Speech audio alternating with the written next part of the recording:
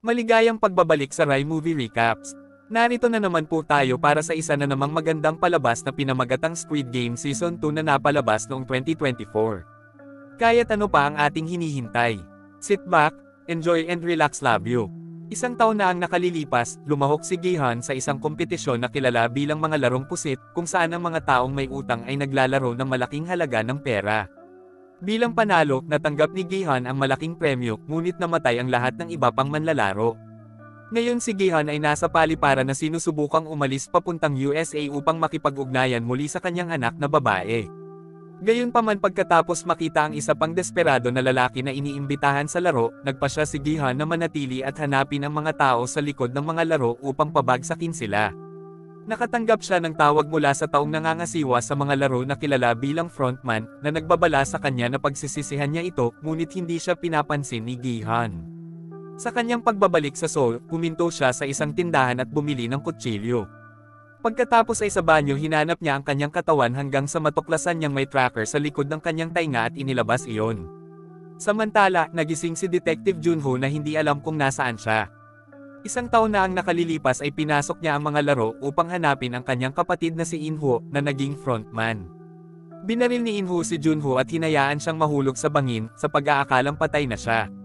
Gayunpaman, iniligtas siya ng isang barko at dinala sa ospital, kung saan siya ngayon ay nagising mula sa isang koma. Makalipas ang 2 taon, nagtatrabaho si Junho bilang isang traffic officer. Dahil nawala sa kanya ang kanyang telepono kasama ang lahat ng patunay ng mga laro sa karagatan, halos matanggal siya sa trabaho dahil sa pagkawala ng maraming araw ng walang salita, ngunit ang kanyang amo ay nagbigay ng magandang salita para kay Junho at siya ay nabawasan lamang. Sa kanyang libreng oras ay nakilala niya si Captain Park, ang lalaking natagpuan ang kanyang katawan sa tubig. Sama-sama silang naghahanap sa bawat isla sa lugar upang mahanap muli ang mga laro. Pansamantala si Gihan ay nagtatago sa isang motel kung saan siya ay nag-install ng toneladang security camera.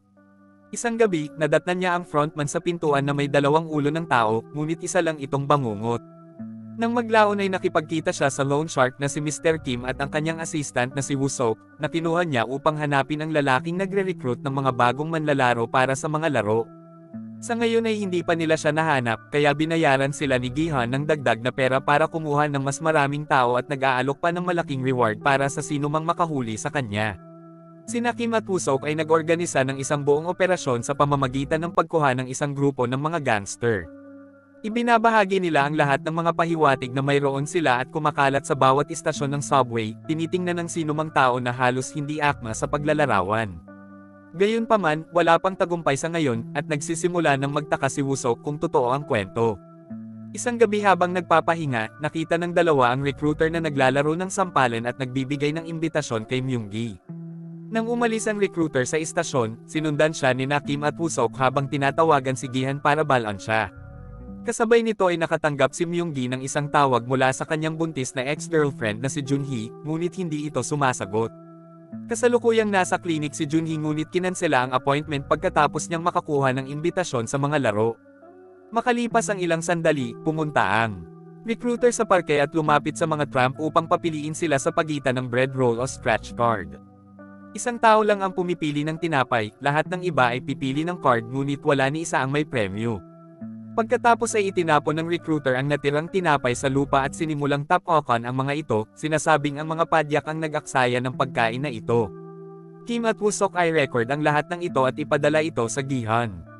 Sa downtown, masyadong mabilis ang pagmamaneho ni Gihan at hinaila siya ng pulis. Kinukuha ng isang rookie ang kanyang personal na impormasyon bago siya binitawan na may dalang tiket, at nang tumingin si Junho sa screen ng kanyang partner, nakilala niya ang pangalan ni Gihan mula sa mga laro. Hinahanap niya ang pangalan sa system at nakakuha ng address mula sa isang kumpanya ng pag-arkila ng kotse. Sa parke, umalis ang recruiter kaya sinundan siya ni Kim at Woo Sok sa isang eskinita upang mahuli siya. Gayunpaman ang recruiter ay mabilis at madaling madaig silang dalawa. Ilang sandali pa ay dumating na si Gihan at nakakita ng dugo at kutsilyo, ngunit hindi ang mga lalaki. Samantala, dinala ng recruiter si Kim at Woo Sok sa isang magarbong silid at itinali sila. Sinabi niya sa kanila na dapat silang maglaro ng rock paper scissors at ang matatalo ay kailangang maglaro ng Russian roulette. Sa mga unang round walang nangyayari dahil isa lang ang bala sa baril, kaya maliit ang pagkakataon. Gayunpaman, ang recruiter ay nagdaragdag ng isang bala sa bawat pagliko at kalaunan ay binaril si Mr. Kim sa ulo. Nang makita ito, isang natakot na Woo-seok ay pumayag na makipag-usap. Sa gabi ay pumasok si Junho sa opisina kung saan inayos ni Kim ang operasyon at nakahanap ng ilang papeles na may address ng motel. Pagbalik ni Gi-han sa motel, hinihintay siya ng recruiter. Ibinahagi niya na nagsimula siya bilang isang ungol lamang sa mga laro at kailangan niyang tanggalin ang mga katawan ng mga patay na manlalaro o barilin ang mga maling kumilos. Isang araw kinailangan niyang alagaan ang isang manlalaro na naging ama niya, ngunit ang recruiter ay hindi nag-atubili na patayin din siya. Pagkatapos ay inanunsyo ng recruiter na maglalaro sila ng Russian roulette. Ang baril ay nagpapalitan ng mga kamay ng paulit-ulit na walang nangyayari sa loob ng ilang round, ngunit kalaunan ay tumama ang bala sa recruiter at siya ay agad na namatay. Tiningnan ni Gi-han ang kanyang mga bulsa at nakita ang isang itim na sobra. Sa sandaling iyon, pumasok si Junho sa hotel at nakita si Woo-seok sa isang random na silid. Matapos siyang palayain, patuloy siyang naghahanap at nahanap si Gi-han. Nang huhulihin na niya siya, pinatumba ni Woo-seok si Junho gamit ang fire extinguisher. Sinusuri ni Gi-han ang card mula sa sobra na binanggit ang Club HDH at ang petsa ng ika-31 ng Oktubre sa hating gabi. Nang magising si Junho, ibinahagi nila ni Gi-han ang kanilang nalalaman at nagkasundo na magtulungan para tapusin ang mga laro. Gusto rin tumulong ni Woo-seok para ipaghiganti si Kim. Ipinakita ni Gi-han sa kanila ang lahat ng perang napanalunan niya at ang mga armas na nakolekta niya sa ngayon. May butas sa dingding na magdadala sa kanila sa isang silid sa likod kung saan maaari silang magsanay ng pagbaril ng walang nakakarinig. Sa parking lot ng isang amusement park, natutulog si No-oil sa kanyang sasakyan. Isang pulis ang kumatok sa kanyang bintana at binalaan siyang hindi niya magagawa ito, kaya ito na siguro ang huling pagkakataon.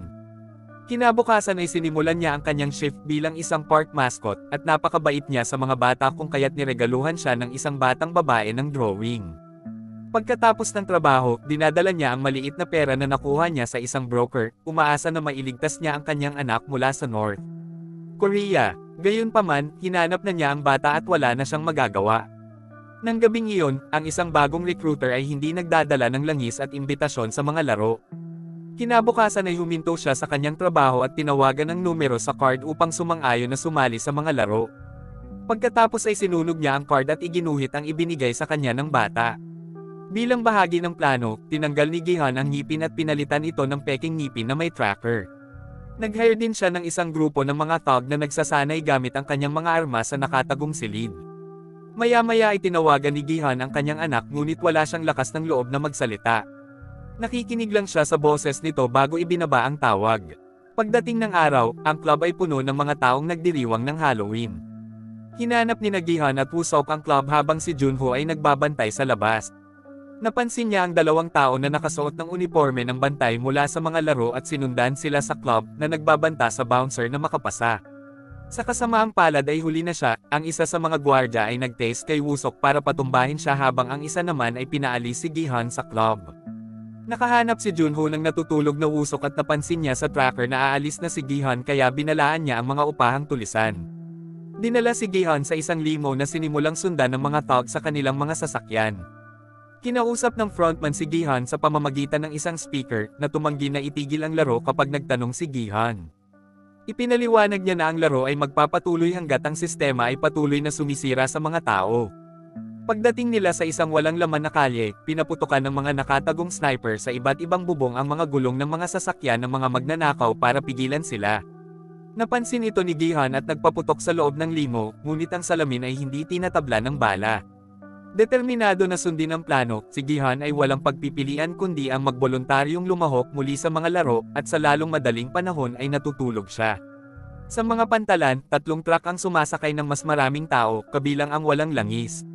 She wasn't chosen to be a player though, she'll be one of the guards. Kinaumagahan, sumakay sina Junho at Woo-seok sa barko ni Park kasama ang mga tulisan para sundin ang hudyat ni Gi-han sa tracker. Sa isla, nagising si Gi-han sa pasilidad ng larong pusit kasama ang lahat ng mga bagong manlalaro. Nakasuot siya ng larong uniforme at may numerong 456 tulad noong nakaraan. Dumating ang mga gwardya upang ipaliwanag ang mga patakaran, ang mga manlalaro ay mananatili rito sa loob ng 6 na araw, at ang mga mananalo sa lahat ng 6 na laro ay makakakuha ng malaking premyong salapi.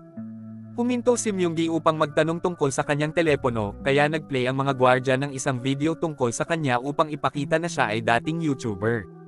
Natapos ang kanyang karera nang mag-promote siya ng bagong crypto coin at naging sanhi ng pagkalugi ng libu-libong tao, ngayon isa na siyang wanted na tao para sa panloloko. Nagrereklamo rin ang ibang tao sa sitwasyon at sa mga maskara, kaya ipinakita sa video ang napakataas na utang ng bawat taong nagbuka ng bibig. Pagkatapos ay lumitaw ang isang malaking alkansya sa kisame, na mag-iipon ng pera sa buong laro hanggang umabot sa 45 bilyon. Pagkatapos ng bawat laro, maaari silang bumoto kung magpapatuloy sa paglalaro o hindi. Kung ang karamihan ay bumoto na huminto, lahat ay maaaring umalis kasama ang perang maiipon nila sa puntong iyon. Muling nagambala ang mga gwardya nang matuklasan ni Yang Sik na ang kanyang matandang ina na si Gamsha ay isang manlalaro din, ngunit ang mga laro ay walang pakialam sa edad ng mga tao. Ang susunod na hakbang ay ang pagpirma sa mga form ng pahintulot. Nang matapos si Myunggi, nilapitan siya ni Namgyo at rapper na si Thanos, na nawala ng pera sa crypto scam. Hindi na konsensya si Myunggi at naging agresibo si Thanos, kaya kailangan silang paghiwalayin ni Namgyo bago lumaki ang mga bagay-bagay. Kapag si Gihan na ang pumirma ay binabasa niya ang iba pang rules. Ang mga manlalaro ay hindi maaaring huminto at ang mga hindi naglalaro ay matatanggal. Ang tanging paraan upang ihinto ang mga bagay ay sa panahon ng seremonya ng pagboto. Pagkatapos ay kukunan ng mga manlalaro ang kanilang mga larawan bago sila ipadala sa unang laro. Laking gulat ni Gihan nang matuklasan ang kanyang matandang kaibigan na si Yang Bei ay naglalaro din at sinabihan siyang manatiling malapit sa kanya. Samantala, sinusundan ni John Ho at ng kanyang mga tauhan ang tracker hanggang sa makarating sila sa isla at nagpadala ng drone para hanapin ang pasilidad. Ang isla ay tila walang laman maliban sa isang mangingisda. Mabilis siyang pinalibutan ng grupo at nakita ang tracker sa kanyang mga gamit, na nangangahulugang inalis ito ng mga tao sa bibig ni Gihan nang siya ay nagas. Sa lalong madaling panahon ang mga manlalaro ay ipinadala sa isang bakuran kung saan naghihintay ang isang malaking manika. Nag-aalala si Gihan dahil hindi nagpapakita ang kanyang mga kaibigan at tinanggal ang kanyang dental implant upang matuklasan na wala na ang tracker, kaya kailangan niyang maglaro. Ang unang laro ay magiging red light green light. Ang mga manlalaro ay may 5 minuto upang marating ang kabilang dulo ng bakuran, ngunit maaari lamang silang gumalaw kapag ang manika ay nagsabi ng berdeng ilaw. Kung ang manika ay nagsabi ng pulang ilaw, ang lahat ay dapat manatili, at ang mga gumagalaw ay lalabas. Sinusubukan ni Gihan na bigyan ng babala ang lahat na ang inaalis dito ay literal na pinatay, ngunit hindi sila naniniwala sa kanya. Sa wakas ay nagsimula na ang laro at ang frontman Inho ay nanunood mula sa kanyang pribadong silid. Determinado na iligtas ang lahat, sumigaw si Gihan ng mga tagubilin na nagsasabi kung kailan lilipat o kung kailan mag-freeze, na nagpapahintulot sa buong grupo na sumulong ng walang problema. Gayunpaman, nang sabihin ni Thanos sa isang babae na may pukyutan sa kanyang leeg, nabigla siya at gumalaw, kaya agad siyang nabaril. Nagulat ang lahat habang lumilipad ang bubuyog at tinatakot ang ibang tao na lumipat, kaya nabaril din ang manlalarong ito. Nagiging sanhi ito ng pagkataranta ng maraming tao at subukang tumakas, kaya walang langis ang nagsisimulang bumaril sa kanilang lahat pababa mula sa kanyang bantay. Si Gihan ay patuloy na sumisigaw upang paalalahanan ang lahat na manatili, ngunit nawalan pa rin sila ng 12-12 ng mga manlalaro. Ngayon ang mga tao ay naniniwala kay Gihan kaya ipinaliwanag niya na ang manika ay maaari lamang sabihin na sila ay gumagalaw sa pamamagitan ng mga sensor at dapat silang magtago sa likod ng mga manlalaro na mas malaki kaysa sa kanila. Sa tuwing makakagalaw sila, ginagamit ni Thanos ang pagkakataong kumuha ng ilang ilegal na candy na itinago niya sa kanyang kwintas. Kasunod ng mga tagubilin ni Gihan, ang grupo ay patuloy na naglalaro ng maayos, kahit na walang langis ang pamana sa isang babae dahil sa panginginig. Sinadya ni Thanos ang tatlong manlalaro at napatay din sila. Makalipas ang ilang liko at maraming pagkamatay, kalahati ng grupo ang nakatawid sa linya. Ang isa sa mga shot player ay buhay pa at si Gihan ay bumalik upang tulungan siyang maabot ang dulo, ngunit walang langis ang lumalabag sa mga patakaran at pumatay sa dumudugong lalaki pagkatapos niyang tumawid sa linya. Kapag nakabalik na ang mga manlalaro sa shared room, ipinapalam sa kanila na 71 katao ang napatay at 365 ang naiwan. Kapag ang isang grupo ng mga manlalaro ay nagsimulang magmakaawa para sa kanilang buhay, ipinaalala ni Gihan sa kanila na maaari silang bumoto upang tapusin ang laro ngayon. Pinuno muna ng mga gwardya ang alkansya ng perang naipon sa ngayon na hindi gaanong kung kailangan nilang hatiin sa napakaraming manlalaro. Magsisimula ang pagboto at kailangang pindutin ng mga manlalaro ang isang button bago sila bigyan ng sticker na kumakatawan sa kanilang pinili. Nang makitang napakaraming tao ang bumoboto upang manatili, sinubukan ni Gihan na balaan sila tungkol sa mga susunod na laro at nagkaroon ng pagtatalo, kaya napilitan siyang aminin na ginawa niya ito noon. Nakikita ito ni Thanos bilang isang kalamangan dahil ito ay nangangahulugan na ang Gihan ay makakatulong sa lahat na mabuhay. Pinipigilan ng mga gwardya ang pagtatalo at pinipilit ang lahat na ipagpatuloy ang pagboto.